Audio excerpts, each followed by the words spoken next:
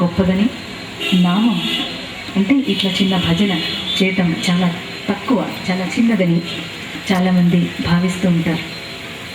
సంకీర్తన కన్నా, సంగీతంతో పాడేటువంటి గొప్ప గొప్ప కీర్తనల కన్నా భజనే ఫస్ట్. అదే మనందరికీ సిద్ధస్థితిని తీసుకొస్తుంది. సంకీర్తనలో ఉన్నట్టుగా వివరం ఏమీ ఉండకుండా ఒకటే నామం ఉంటుంది. ఇది రాధ, కృష్ణ, గోపాల, ఇవే నామాలు ఉంటాయి. ఇక ఈ సంకీర్తనలో భాగమే నృత్యం కూడా. మనందరికీ కూడా కావలసినటువంటి నాట్యం ఏదైతే మనకు కావాలో భరతుడు 3 రకాలైనటువంటి నాట్యాల గురించి ప్రస్తావిస్తాడు.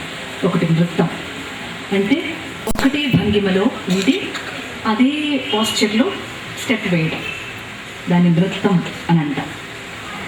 నృత్యం అంటే సహజంగా మనకు తెలియకుండా వాటి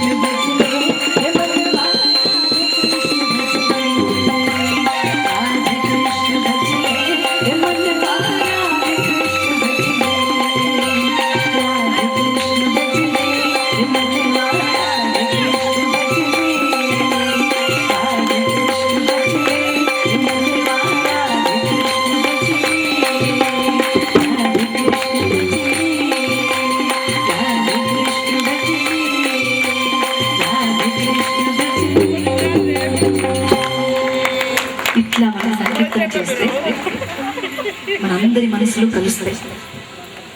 ఏమి చేసినా మన మనసులు వెళ్ళిపోవద్దు, ఒక్క నిమిషం నుంచోండి. ఏమి చేసినా మన మనసులు కలవు.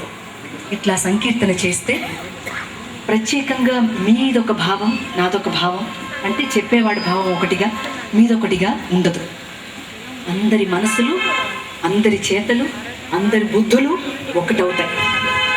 There we have the oneness, ఏకత్వం. అక్కడే మనకు ఏకత్వం వస్తుంది. మనం ఎంతసేపు ప్రవచనం మాట్లాడినా, మనం ఎంతసేపు రామాయణ భాగవతాలు చదివినా రాదు. అందరం ఇట్లా రావాలి, ఒక చోటకి వచ్చి సంకీర్తన చేస్తే అందరం కూడా ఏమి చేయాలనుకుంటున్నాం. ఇప్పుడు ఒక మంచి పని చేయాలనుకుంటున్నాం, ఇంకో కొన్ని వందల మంది వస్తారు మనకి. ఇప్పుడు ఒక 100 మంది అవుతారేమో, ఇంకా కొన్ని వేల మంది, కొన్ని లక్షల మంది చక్కగా వస్తారు ఆ కార్యక్రమం చేయడానికి. కనుక మనందరికీ ఏకత్వం కావాలి, ఐకమత్యం కాదు. ఓకే, ఐకమత్యం ఎప్పటికీ రాదు, ఏ దేశానికి రాదు, ఎప్పటికీ రాదు, ఎవడికి రాదు. ఏకత్వం మాత్రం రాగలదు, తప్పకుండా వస్తుంది. అది only it can come through సంకీర్తన. అలసిపోయారా? బాగుంది కదా, భలే పడదాం.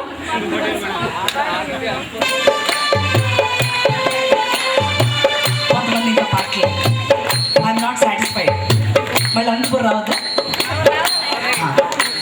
మంచి మంచి కీర్తనలు ఇంకా పాడుకుందాం మనం నెక్స్ట్ టైం. కొద్దిగా బిగ్గరగా పాడండి.